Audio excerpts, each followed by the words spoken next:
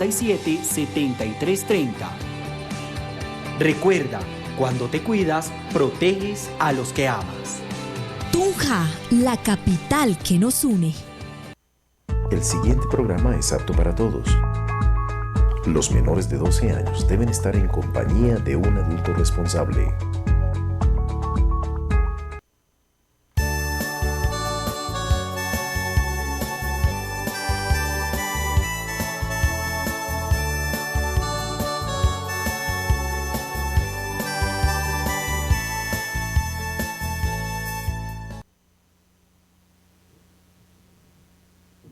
Buenos días, amigos, ¿cómo están? Padre Justiniano, qué gusto aquí en los estudios de Telesantiago y para compartirles una buena noticia en Pascua. Sí, señor. Sí, y es que comenzamos hoy con la ayuda de Dios este espacio que llamamos el discipulado de la hora décima.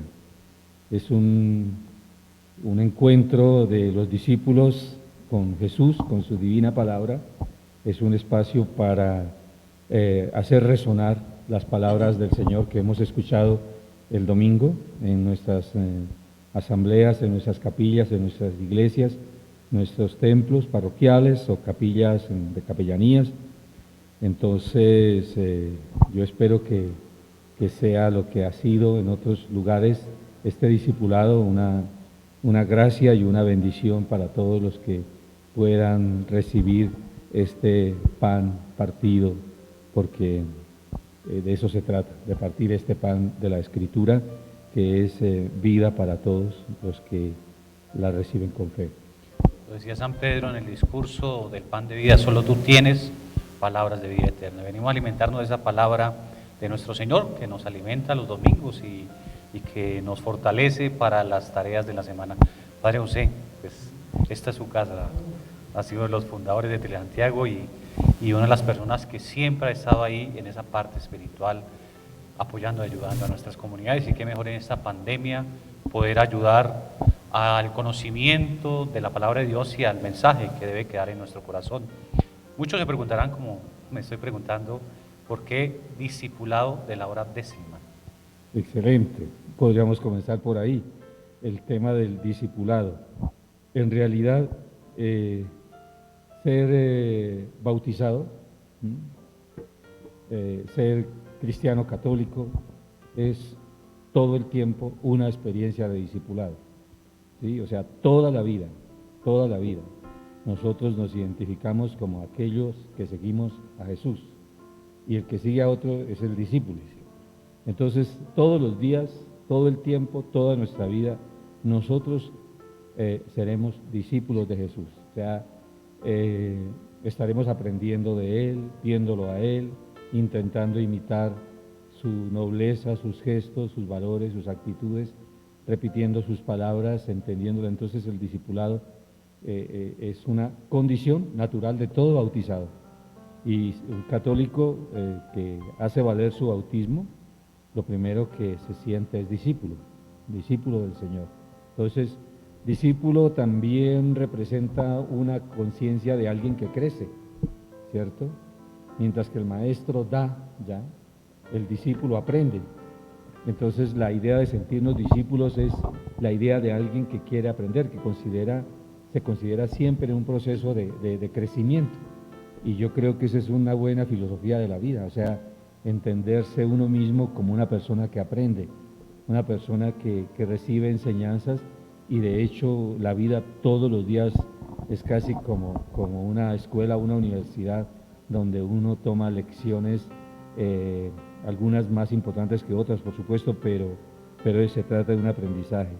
Y luego el discipulado de la hora décima quiere decir también, porque no es una experiencia solitaria, es una experiencia comunitaria, ¿sí? El texto está en San Juan, el capítulo 1, donde, recuerde, Padre Justiniano, nuestro Señor prácticamente era un ilustre desconocido, ¿sí? Él había vivido en la vida, podríamos decir, discreta de Jerusalén, de Nazaret. Y cuando escuchó que Juan, el profeta Juan, estaba bautizando en el río Jordán, en el desierto. Seguramente esa era la señal o la señal profética. Recuerda el profeta Isaías, ¿sí? Como dice, que en el desierto se escuchó una voz, Se trata de Juan.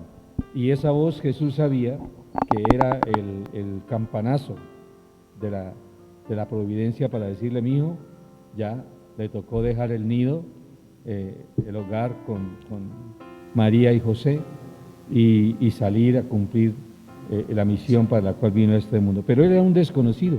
Cuando él se bautizó, él era un desconocido, no tenía discípulos, nadie sabía quién era. De hecho, si no es porque Juan lo destaca dentro de la multitud, Jesús se hubiera bautizado y nadie se hubiera enterado de su bautismo, ¿ya? Pero fue Juan el que le señala a los discípulos: he ahí el Cordero de Dios. ¿Se imagina semejante indicación? Y el asombro y la curiosidad de los discípulos de Juan: ¿cómo así? A ver. Entonces... Es moverles el piso. Claro, les movió el piso, porque entre otras cosas, ¿cómo podían ellos de un momento a otro decir: ¿cómo así? El Cordero de Dios, ¿y esto qué es? Allá Con todo el significado histórico, desde la Pascua, desde el Éxodo, de lo que es el Cordero. Lo que es el Cordero y lo de Abraham, en el monte cuando sacrifica a su hijo, Dios Isaac. proveerá el Cordero, ¿sí? Entonces, y el himno o el cántico del siervo, ¿sí? Llevado al matadero como un cordero. Entonces, la idea del cordero es una idea profética que estaba, ¿cómo se dice? Como una especie de señal que desencadena inmediatamente una cantidad de... Dirían los jóvenes de hoy: déjenmelo masticar. Sí. Y entonces, dos discípulos quedaron intrigados del dato que les dio el maestro que tenían, que era Juan, el llamado el Bautista. Y entonces dejaron a Juan, no sé si le pidieron permiso o discretamente se salieron del lote y se fueron observando y espiando a Jesús. ¿Sí? Solo que ellos, como ocurre siempre en nuestra relación con Dios, incluso aquellos que creen que están al margen de la mirada de Dios, ¿no? Pero ellos se fueron pensando que eran ellos los que observaban a Jesús y no tenían la menor idea que era Jesús el que los estaba observando. Desde hacía tiempo. Solo que Él les dio tiempo a que lo siguieran un buen rato, hasta que finalmente en algún recodo del camino nuestro Señor les sale un poco de sorpresa y los confronta. ¿Y qué están buscando? ¿Qué buscáis? Sí. ¿Qué buscas? ¿Sí? ¿Qué buscan? Y ellos, un poco atolondrados, responden: Señor, ¿dónde vives? ¿Dónde vives? Y de ese primer encuentro, Jesús encuentra también sus dos primeros discípulos. Ellos fueron aquel día y se quedaron con Él. Ese día es inolvidable en la historia de estos discípulos. Ese día quedará grabado en la memoria de ellos. Y dice el Evangelio de San Juan, era como la hora 10. Entonces, estos dos discípulos, como se sabe, ahí tiene el dato, Sí, ¿quiénes eran? Andrés, hermano de Simón. Pedro era uno de los dos que había ido con Juan. Ve aquí el Cordero. Los dos discípulos oyeron hablar y siguieron a Jesús. ¿No era Andrés y Felipe? Andrés y Felipe. Me parece que eran ellos dos. Sí. ¿Sí? Y a través de ellos dos, nuestro Señor va a coger una cosecha, mejor dicho, pues fue a dos, y a través de esos dos llegaron otros hermanos también ahí a la camada de discípulos. Entonces, qué bueno que a través de esta imagen del discípulo de la hora 10, muchas personas también se sientan atraídas para este encuentro con Jesús, para pasar un tiempo con Él, porque este ratico se trata de pasar un tiempo con Él y disfrutar de su compañía, de la compañía de nuestro Divino Maestro. Bueno, pero digamos ese es el sentido del título de nuestro programa. ¿Y qué vamos a hacer, Padre? ¿Cuál es la idea que hemos estado hablando? Pues es eso, alimentarnos a ser discipulados desde la palabra de Dios, que es una de las fuentes en las cuales Dios habla a los seres humanos y de eso tomar también en un sentido universal los textos que nos propone la Iglesia, Perfecto. no esa libre albedrío nuestro, sino siguiendo también el plan que nuestra Iglesia Católica tiene y que nos ayuda a todos A crecer. a ver que no es algo desorganizado, que no es algo al azar, que abramos la Biblia a ver dónde... A ver qué me dice la palabra. No, en este- es un proyecto, es un plan que está trazado a nivel de la Iglesia. Sí, sí. Bueno, pues vea que la divina providencia cómo nos premia, Padre y televidentes, cómo nos premia, regalándonos justamente para el primer programa del discipulado, regalándonos el texto del camino de Emaús, Vamos a tomar, y esa va a ser como nuestra metodología, los textos del domingo anterior, que nos hemos ya empapado todos, los que hemos podido celebrar la Santa Eucaristía. Entonces, tomamos ese pan que se nos fue dado, pero volvemos nuevamente a tener la idea del partir ese pan, es decir, de meditarlo, de nutrirnos, de alimentarnos. Sí, en la homilía no debe coger unos temas muy corticos, precisos. Aquí es ahondar, Claro, tenemos un poquito más de tiempo. profundizar un poco más sobre esas ideas que nos proponen los textos, y los textos tienen una riqueza Sí. que uno no puede contentar, uno puede volverlo a leer, volver a encontrar otras cosas que de pronto no descubrió en una primera lectura. Bien, estamos en la Pascua, ¿cierto? Pascua, sí, señor. Estamos en la Pascua, y la Pascua es una palabra que dice mucho, o sea, ya no en la teoría qué es la Pascua, qué significa la Pascua, sino lo que es la Pascua para el pueblo de Dios, la Pascua para el discípulo, para el de ayer y de hoy, la Pascua para la Iglesia. ¿Qué es la Pascua? Entonces, pensando un poco lo que fue la Pascua para los discípulos allá en Jerusalén, los discípulos directos del Señor, la Pascua fue una experiencia un poco traumática, porque era unir dos cosas que nunca habían sido unidas, que es la muerte y la vida, ¿sí?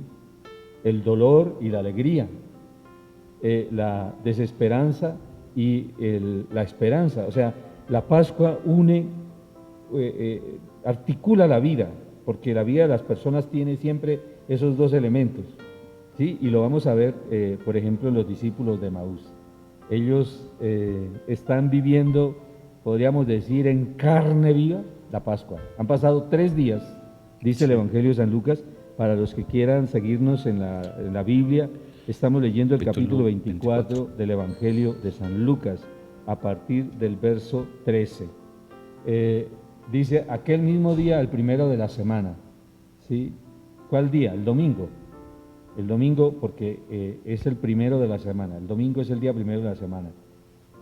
Y van estos 2 discípulos, uno de ellos se llama Cleofás, el otro, yo a veces, yo digo, ¿por qué la Biblia no pone los nombres de los 2? ¿Por qué solo de uno? Pues algunos dicen, hay 2 opciones. Primero, que era Lucas, y a Lucas le daba vergüenza Sí. colocar su nombre, diciendo yo decepcionado del Señor. O segundo, que ese nombre es el de cada uno de nosotros. Yo prefiero esa interpretación de que el otro nombre que falta ahí es porque el discípulo de Emaús es cualquiera de los discípulos del Señor de cualquier tiempo, de cualquier lugar de la tierra. O sea que ahora usted y yo, Sí. nosotros estamos siendo los Emaús. discípulos de Emaús también. Bueno, ellos vienen hablando, pero cómo ocuparse de otro tema, de lo que ha pasado en La Jerusalén. noticia del día, Sí. del año. ¿No? Y es que estos discípulos, en un momento dado, conocieron a Jesús, lo escucharon cuando Él pasó por su pueblo, por su vereda, estuvieron esa multitud, y de tal manera los impactó el mensaje de este desconocido maestro. Nadie sabía de dónde había llegado, en qué escuela había estudiado, a qué familia pertenecía, nadie sabía nada, pero cuando lo escucharon hablar, era tan arrollador su mensaje, tan hermoso, tan fascinante. Y que ellos siempre graban y lo dicen en sus discursos, que estaba con Dios por los hechos y por las palabras, Sí. por los milagros, o sea, reconocían verdaderamente algo en Él. No, es que Jesús no era solamente una teoría, él es la persona del Señor, su manera de hablar, su manera de vivir, su manera de enseñar. Recuerde usted que la gente decía, ¿y de dónde saca él todo esto? ¿Quién es este? ¿Cuál es ese? ¿En qué consiste ese poder que hay en sus manos? Porque hasta los espíritus inmundos él les manda y le obedecen. ¿Quién es este que hasta el mar le obedece? O sea que la figura de Jesús era para ellos algo que seguramente los impactó de un modo extraordinario. Ahora bien, ¿qué hicieron? Los siguieron. Y muchos de estos discípulos eran jóvenes que siguieron a nuestro Señor dejándolo todo, dejando todo. ¿Se imagina lo que significó para ellos el Viernes Santo? Bien. Piensen ustedes, personas que siguieron a Jesús de esa manera tan radical, lo que pudo significar para ellos el Viernes Santo, la experiencia del Calvario y de la muerte del Señor. Que no era una aventura, no fue por, no tengo nada que hacer, sigámoslo hoy y mañana no. Era ya compartir un estilo de vida, de estar viendo la vida de otra manera y terminar como de esa manera, como que nos equivocamos. Pero ya venimos, ¿cierto? Vámonos, mensajes de interés y regresamos para continuar en Discipulado de la hora décima.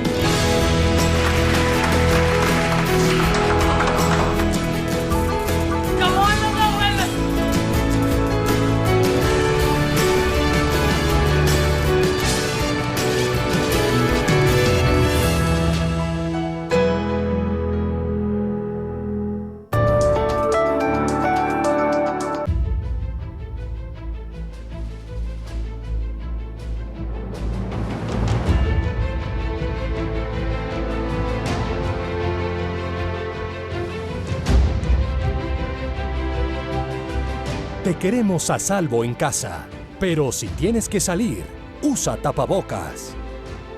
Por ti, por mí y por todos los colombianos. Gobierno de Colombia.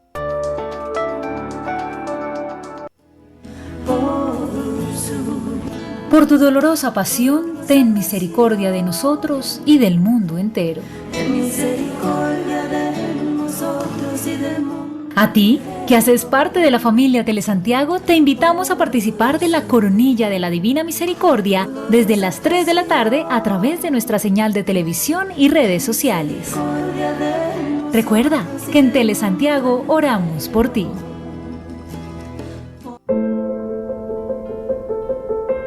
Como sociedad tenemos un gran reto frente a nosotros. Ahora mismo en el mundo, miles de personas están luchando en clínicas y hospitales aferrándose a la vida. Estamos a tiempo de hacerle frente a esta pandemia y solo con conciencia social lograremos unirnos para seguir adelante. Es tiempo de reflexionar y agradecer por esta nueva oportunidad que nos brinda la vida. Compartamos unidos en familia y hagamos que brille nuestro hogar. Tunjanos, de nuestra solidaridad depende que logremos curarnos como sociedad. Quedémonos en casa, al cuidarnos protegemos a los que más amamos.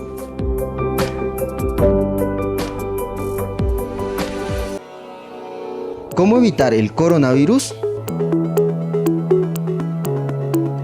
Evita saludar de mano o beso. Lávate las manos con agua y jabón. Al estornudar o toser, cubre nariz y boca con el antebrazo o un pañuelo desechable.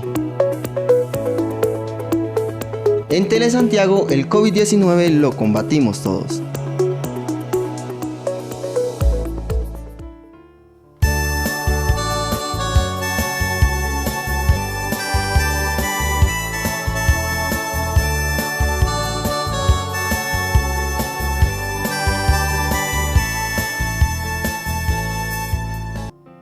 Estamos en este discipulado de la hora décima, Padre José, y la gente pues dirá, bueno, nuestros horarios de este programa nos van a ver todos los lunes de 10 a 11 de la mañana. Sí, pues esperamos que Dios nos dé licencia. Las cosas tienen un comienzo. Yo tengo esa convicción. Siempre que alguien me dice, no, pero no, comencemos. Comienzo tienen las cosas. Y hemos comenzado. Y volvamos a nuestro tema. Entonces, estamos tratando de entender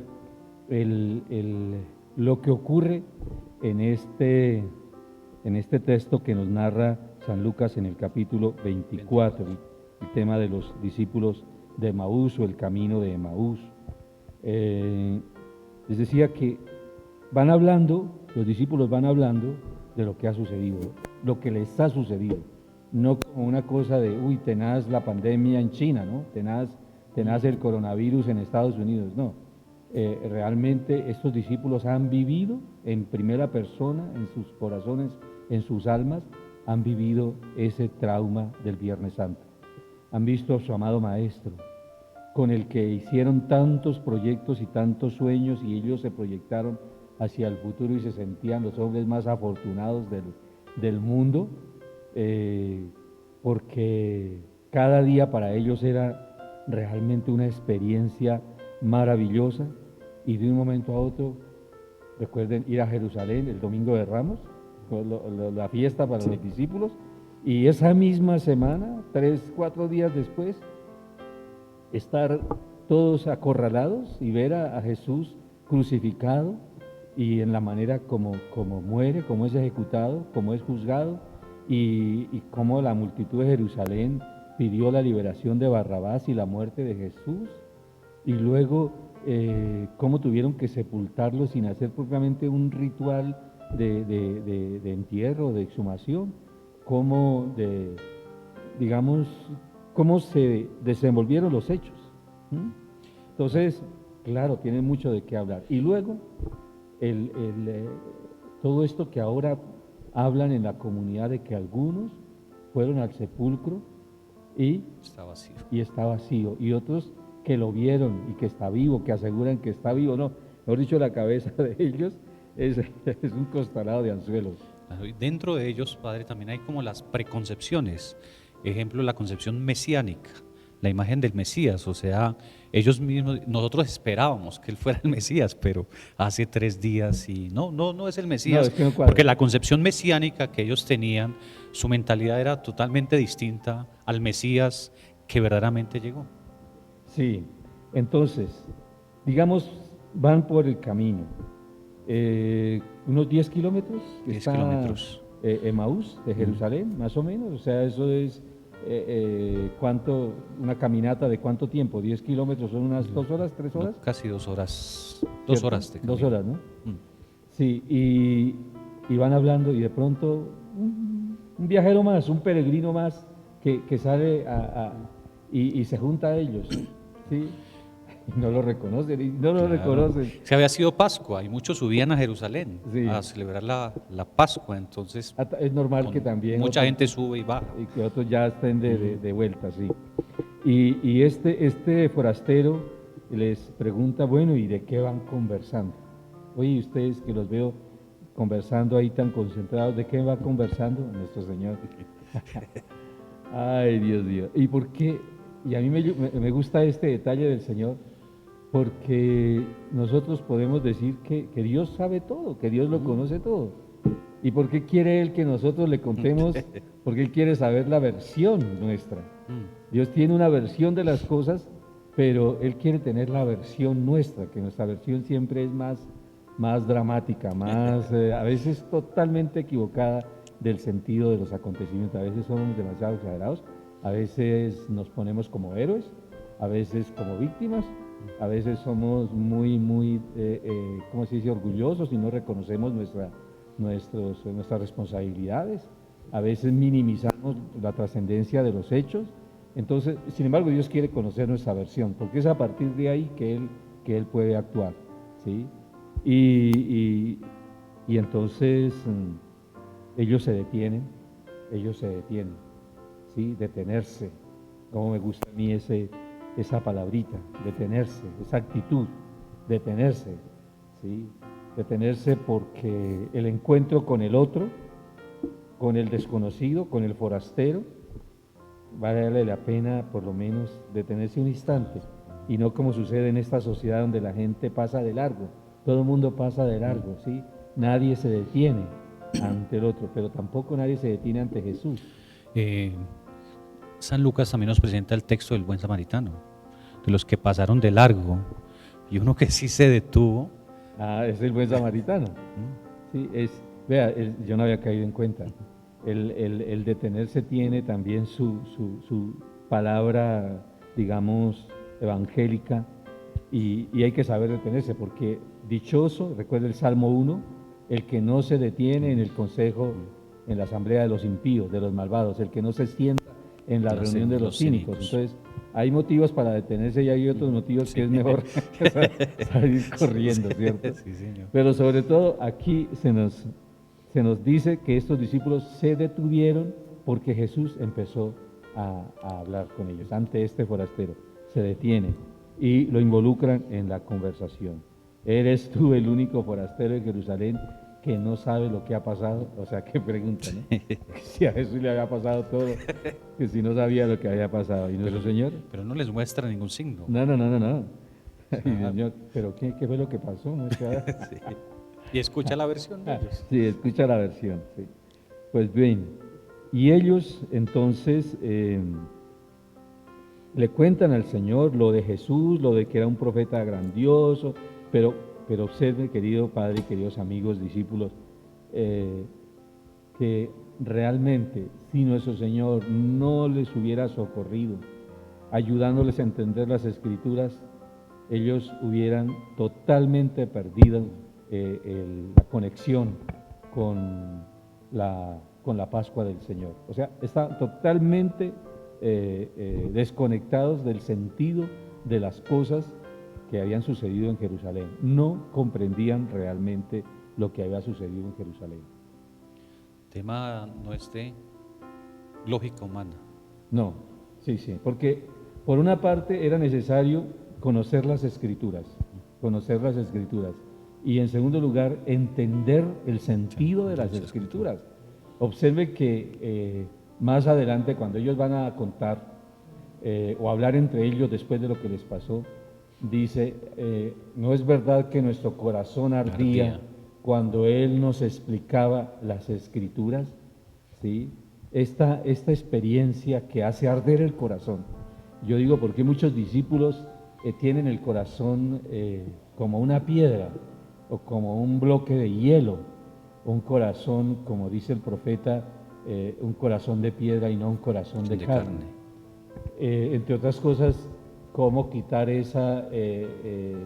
¿cómo se llama? El endurecimiento del corazón. De las arterias es esclerosis, ¿no? Sí. O de los tendones. Bueno, no lo sé. Los médicos deben saber, pero hay unas enfermedades que implican el endurecimiento de los tendones, que es la artritis, por eso duele tanto, el endurecimiento de las arterias por el colesterol, toda esa cuestión, que llegan y se cierran e impiden el flujo de la sangre, ¿sí? Entonces, también hay una cardiopatía, que es que el corazón se endurece, o sea, no funciona bien, y cuando funciona atolondrado, con taquicardia.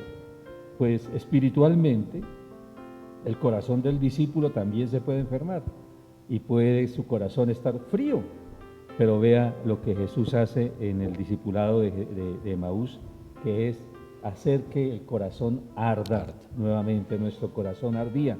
Y yo creo que esa receta, ese tratamiento sigue funcionando después de 2000 años y es absolutamente infalible ese tratamiento de nuestro Señor. Cuando uno comprende las Escrituras, cuando uno estudia las Santas Escrituras y las comprende el sentido, el corazón se calienta, se abriga, se llena de fuego, se llena de alegría, se llena de gozo, porque en realidad está hecha la palabra de Dios para eso, ¿sí? Para dar vida, para nutrir, para alimentar, para llenar de gozo la vida de las personas. Entonces, lo que Jesús hace es una experiencia de sanación, porque ellos van entristecidos, ellos van decepcionados, ellos prácticamente están cerrando un capítulo de su vida, ellos están prácticamente leyendo la vida en términos de fracaso, ¿sí? Y muchas personas, muchos discípulos de esta época también, a veces leen la vida de esa manera, ¿sí? Entonces hay momentos en que quieren pasar la página y quedarse solo con la nostalgia o con el resentimiento o con el recuerdo doloroso, con la culpa, ¿sí? Y no saben leer que cada etapa del camino, cada momento del camino, hay una lección de salvación que uno puede tomar, incluso de aquellos momentos negativos y aquellos momentos que no han sido tan buenos en la ocasión en que se dieron. Lo que dicen de estos discípulos, volvían a su vida anterior, antes de conocer al Maestro, antes de conocer al Señor.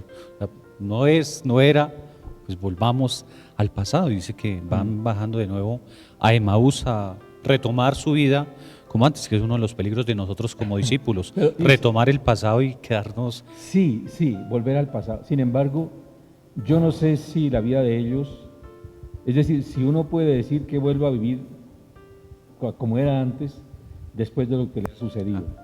Sí, hay gente que realmente no solamente no vuelve antes, sino vuelve a mucho más atrás que antes. ¿Sí? Porque es muy difícil reponerse, no sé si usted se ha dado cuenta, o digamos los televidentes, que a veces cuando uno fracasa en un proyecto en el que tiene mucha ilusión, le cuesta muchísimo volver a empezar, porque uno no vuelve a como estaba antes, cuando uno fracasa, sino vuelve mucho más atrás. Y hay gente que no se repone fácilmente. ¿Sí? En la experiencia cristiana hay una cosa que se llama sanar el corazón. Yo me he encontrado con muchas personas que tienen el corazón lastimado de tal manera que hay que tomarlo casi que con guantes de seda para poder medio tratarlos, porque están muy adoloridos. Entonces yo supongo que estos discípulos, si hubieran vuelto a lo que era la vida de ellos antes, hubiera sido doblemente doloroso, porque las familias, ¿cómo así? O sea que perdieron todo ese tiempo, y los amigos de esa, ay, qué bobada, ustedes que se creyó, que no sé qué. No, y entonces era muy difícil. ¿Y qué tal si vamos a la sinagoga? Yo, ¿qué sinagoga? Vamos a no sé qué. No. Sí, reponerse de una desilusión o de un fracaso es muy tenaz. Y más cuando tenían tanta confianza en ese proyecto. Y tanta ilusión. Tanta ilusión, o sea, cuando uno no tiene tanta ilusión, bueno, experimentemos ya. Aprenderemos algo. Dijo Maturana, perder es ganar, pero aquí el colocarlo todo. Sí. El padre lo ha explicado muy bien, o sea, cambiaron todo, lo dejaron todo y ahora, ¿cómo regresamos? En cero, sí. En menos que cero. Bueno, nuestro Señor entonces hace toda una terapia de la esperanza, una terapia cognitiva, porque ellos entendían, como su merced señalaba hace un ratico, el Mesías desde una perspectiva muy sesgada, muy limitada. O sea, ellos no tenían realmente una verdadera comprensión del plan de Dios. Nuestro Señor hace una sanación en el sentido de poder juntar en la vida a veces las cosas que parecen que no se pueden juntar, que es la experiencia del dolor y del fracaso con la idea de la esperanza, ¿sí? Y del gozo. Y en la escritura hay no recuerdo qué salmo que dice, has cambiado mi lamento en baile, ¿sí? cuando el Señor cambió la suerte de Sion nos parecía soñar. Entonces Dios sí puede hacer ese milagro. Dios puede transformar los corazones, corazones quebrantados, corazones heridos, corazones lastimados. Dios sana los corazones quebrantados y venda las heridas. Entonces lo que Jesús hace en Emaús es una experiencia de sanación de los discípulos. Y yo creo que ese es un mensaje potentísimo para esta hora de la Iglesia y de la humanidad en esta experiencia tan dramática de esta pandemia mundial. Tanto corazón lastimado por el fallecimiento de sus seres más cercanos y también por la pérdida del trabajo, por tantas cosas. Y nuestro Señor en esta escritura nos muestra como aquel que camina, que sale a nuestro lado a caminar con nosotros y mientras tanto va produciendo toda una experiencia de curación y de sanación maravillosa. El Señor escuchó la versión de ellos, después Él les da su versión. Su versión. ¿Cuál es la versión de nuestro La Señor? versión de Jesús. La versión de nuestro Señor es una versión que prácticamente ahí está lo que se llama el querigma, el famoso querigma, una palabra rara de pronto para los discípulos de hoy. El querigma es la buena noticia, es el sentido que tiene la muerte y la resurrección de nuestro Señor, ¿sí? Que es el comienzo digamos, del proceso bautismal. Y cuando uno se bautiza es porque ha entendido el querigma, es decir, que Jesús murió por nosotros. Lo explica el apóstol Pedro en el mensaje, en la primera lectura, Padre. Recuérdenos un poquito lo que dice el apóstol Pedro. Hechos de los Apóstoles. Sí. Ya dicho, ya no por Jesús, sino por los apóstoles que han entendido ahora sí el sentido de la muerte de Jesús. El día de Pentecostés, Pedro, de pie con los 11, pidió atención y les dirigió la palabra. Judíos y vecinos todos de Jerusalén, escuchad mis palabras y enteraos bien de lo que pasa. Escuchadme.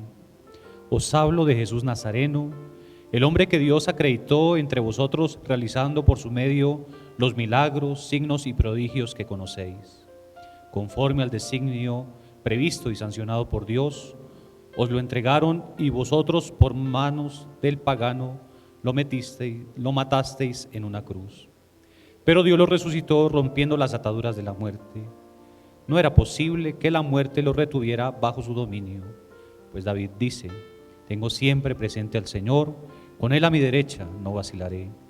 Por eso se me alegra el corazón, exulta mi lengua y mi carne descansa esperanzada. Porque no me entregarás a la muerte, ni dejarás a tu fiel conocer la corrupción. Me enseñarás el sendero de la vida, me saciarás de gozo en tu presencia. Entonces, ahora nuestro Señor, explicándoles a ellos, les está hablando de que el camino del discipulado es lo que Él llama, la Escritura llama el sendero de la vida, el sendero de la vida, que es el sendero de Cristo, que es el sendero de llevar la cruz y triunfar con la cruz del Señor. Es el sendero de entender el misterio de la muerte y resurrección del Señor. Pues la versión de Jesús, así dicha de manera sencilla, aunque realmente los grandes santos, los grandes sabios, los grandes teólogos han predicado, han explicado, han escrito volúmenes inmensos de doctrina, pero el mensaje es muy sencillo, o la manera como Jesús interpreta. Era necesario que el Mesías padeciera. ¿Por qué era necesario? ¿Por qué era necesario? Porque la humanidad, porque nosotros habíamos de tal manera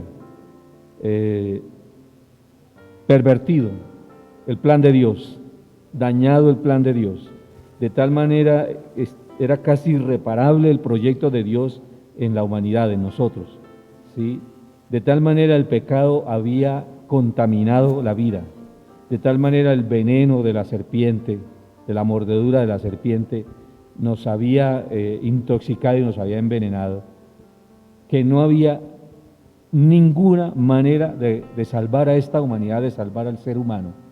Entonces, si era necesario, es porque la condición humana no podía repararse, no podía restaurarse, no podía redimirse, sino, como lo va a decir el apóstol Pablo, ¿sí? En la segunda lectura, Pedro, ¿sí? No podía restaurarse de otra manera, sino con la sangre de nuestro Señor. O sea, no había ninguna riqueza en el mundo que pudiera comprarnos una medicina, un antídoto, un remedio para sanarnos, para restablecernos. Como dice San Pedro, dice: ya sabéis con qué os rescataron de ese proceder inútil recibido de vuestros padres, no con bienes efímeros, con oro o plata, sino a precio de la sangre de Cristo, el Cordero sin defecto ni mancha, previsto antes de la creación del mundo y manifestado al final de los tiempos por nuestro bien. Ahí está, explicado. Entonces, era necesario que el Mesías padeciera, ¿sí?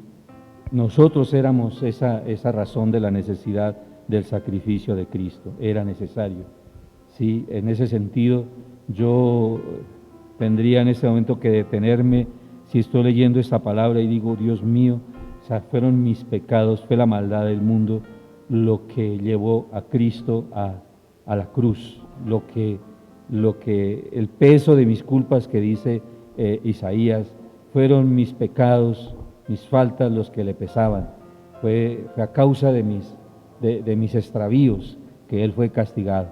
Entonces era necesario que el Mesías padeciera, ya, esa es la versión de Jesús, y ahora entendemos por qué era necesario. Sí. Muchos preguntaban, padre, ¿por qué el padecimiento? ¿Por qué el sufrimiento? ¿Por qué tenía que ser de esa manera? ¿No escogió Dios? ¿No podía prever de otra manera? Vamos a ir a unos mensajes de interés y regresamos a la parte final de nuestro programa.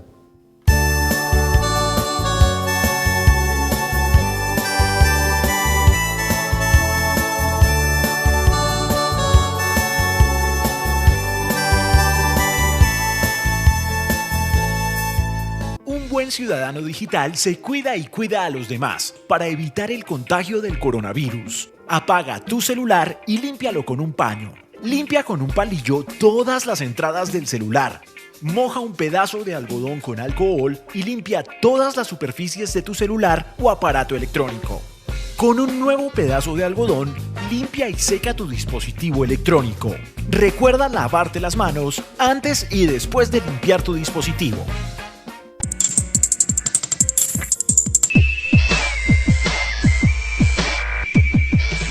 Diseñar, imprimir y comercializar productos editoriales con criterio ético y empresarial, atendiendo eficientemente las necesidades de los clientes, es la misión de Grafiboy.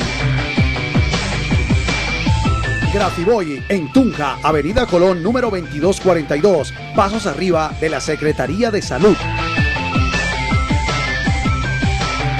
Creatividad y tecnología en artes gráficas. La Madre Laura Montoya nos enseñó a ver el rostro de Jesús reflejado en el otro, a ser generosos con Dios y a llevar la alegría del Evangelio con la palabra y el testimonio de vida al más necesitado. Todos estamos llamados al camino de la santidad. Haz parte de las misioneras de la Madre Laura. Contáctanos en madrelaura.org, en los teléfonos 312-351-9590 o 313-831-7435. En las redes sociales nos encuentras como Santa Laura Montoya. Joven, haz un alto en el camino. Si la llama llega a tu corazón, no la calles. De vida sin fin, que siente de amor un volcán sobre mí. Ya cuentas con Aprender Digital, contenidos para todos. Ingresa de manera gratuita y sin registro a www.colombiaaprende.edu.co. Allí encontrarás más de 80.000 contenidos educativos de todas las áreas del conocimiento para continuar el proceso de aprendizaje en casa. Y a ese trabajo en casa también se unió la Radio Nacional de Colombia y Señal Colombia, que ofrecen una programación que apoya el trabajo educativo de docentes y estudiantes. Estamos comprometidos con tu aprendizaje, porque junto con los maestros, directivos y las familias, haremos posible que nuestros niños y jóvenes continúen aprendiendo. Ministerio de Educación. En Colombia la educación es de todos. Lavarse las manos es la mejor manera de prevenir el coronavirus. Este virus puede habitar en cualquier parte, en personas y objetos con las que entramos en contacto diariamente. Tubos, manijas, grifos, teléfonos, teclados, dinero, puertas, manos, bocas, mesas, lapiceros, botones, cisternas. Una microgota de saliva, lágrimas o moco de algún contagiado esparce cientos de partículas del virus que pueden llegar a nuestras manos y entrar a nuestro organismo. Por eso, lávate bien las manos y evita el contagio. Ministerio de Salud y Protección Social. Gobierno de Colombia.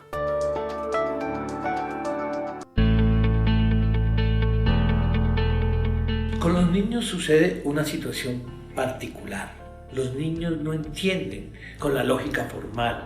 Con los niños no es una discusión, no es una actividad académica. Con los niños que necesitan un proceso distinto, y para ese proceso distinto se requiere ser creativos. Creativos es recurrir a elementos que para ellos les permitan entender mucho más lo que está sucediendo. Primero, saber por qué este cambio tan brusco en su funcionamiento y en su patrón de vida. Dejan de ir al colegio, dejan de verse con sus amigos, no van a ir a visitar a sus primos. Entonces el juego y el dibujo son herramientas fundamentales, importantes para explicarles este tipo de situaciones. Lo segundo, intente poner pautas y orden en el interior de la casa. Intente generar algunos lugares donde tienen que guardarse por momentos y en ocasiones sí se incumplen las normas, pero intente llevarlo dentro de las normas y tener los castigos, que nada ganamos con los gritos, con los castigos físicos, que esto lo único que hace es aumentar las dificultades y aumentar los problemas. Entonces busquemos un lugar donde estén aislados, pues con firmeza, pero con mucho cariño.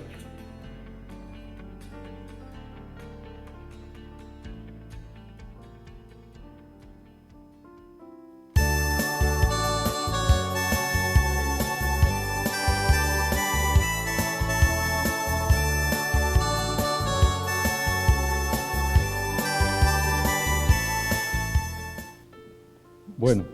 Estamos en la versión, Padre, de nuestro Señor, del padecimiento. Sí, era necesario que el Mesías padeciera. Entonces, toda persona debe partir del hecho de que el Señor dio la vida por mí y dio la vida para perdonarme mis pecados. ¿Sí? ¿Y cómo entro yo en esa comunión, de ese misterio? O sea, porque está de parte de Jesús lo que Él ha hecho por mí. Pero para yo hacer viva y eficaz ese regalo, ser vivo y eficaz ese don de Dios, el don de la redención, yo entro, ¿sí? Y ahí está el bautismo, entro por la confesión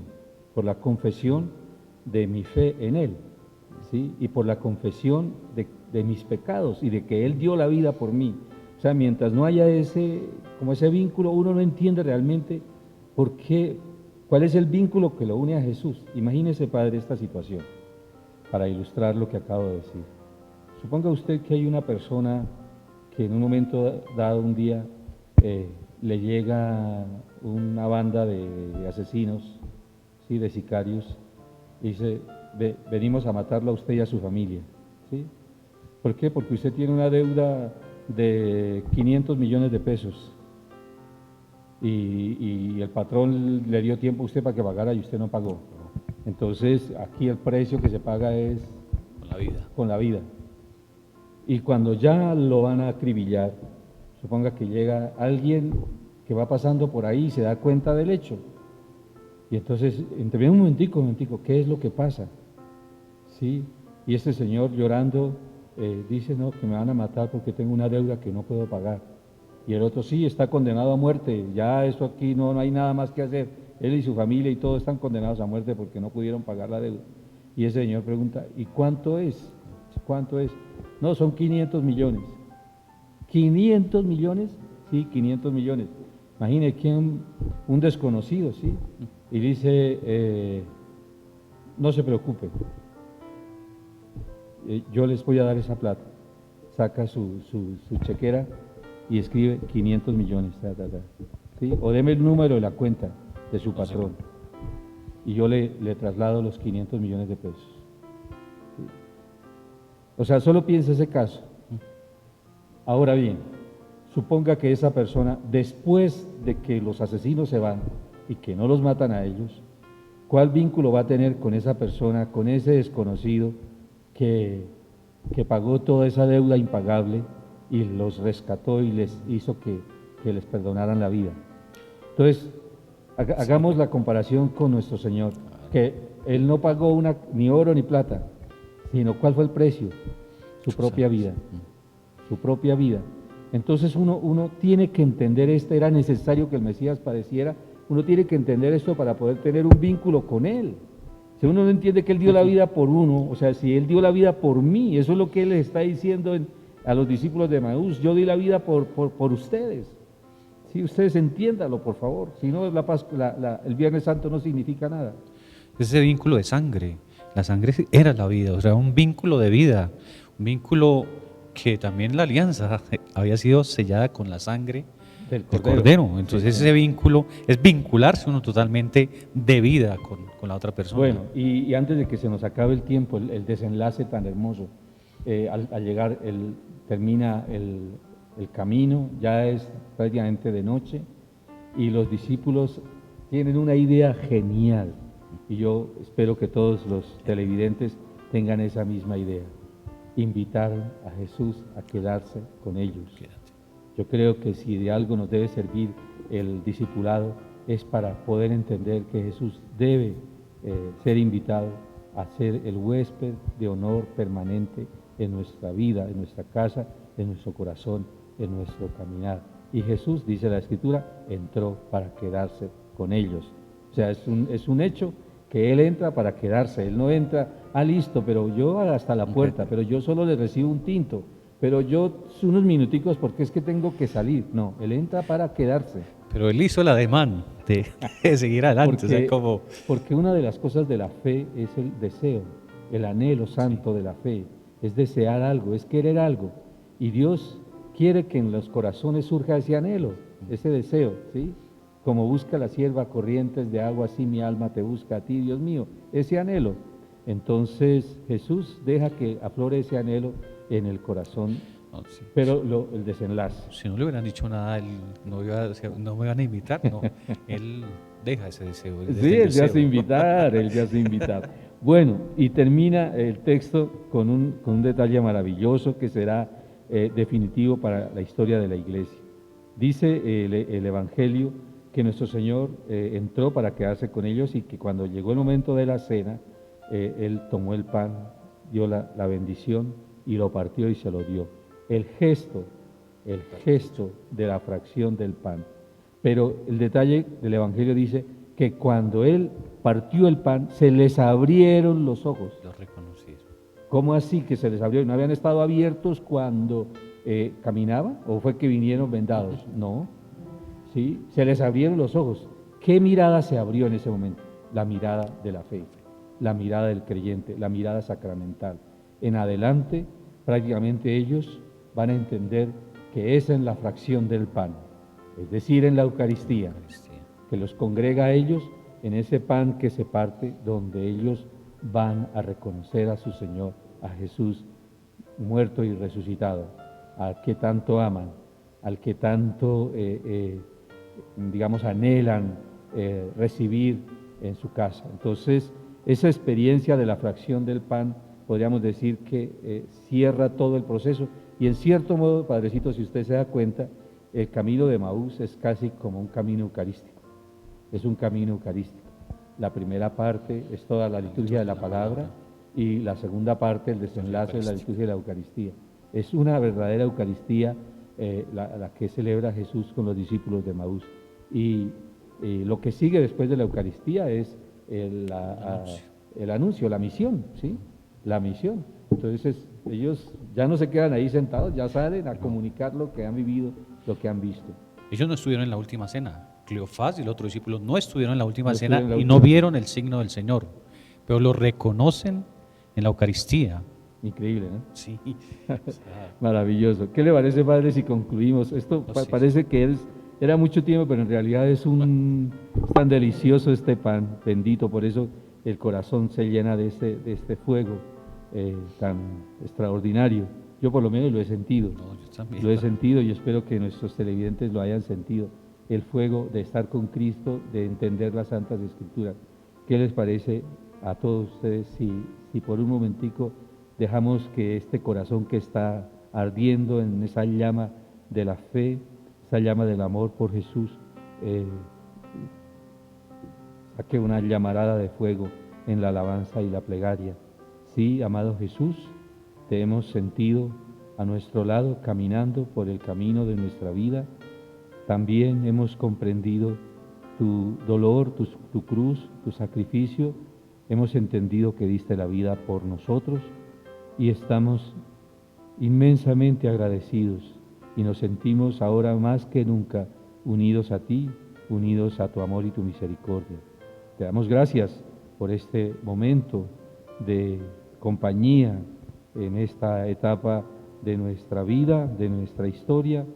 Te damos gracias por darte a conocer en la Santa Eucaristía, en la fracción del pan.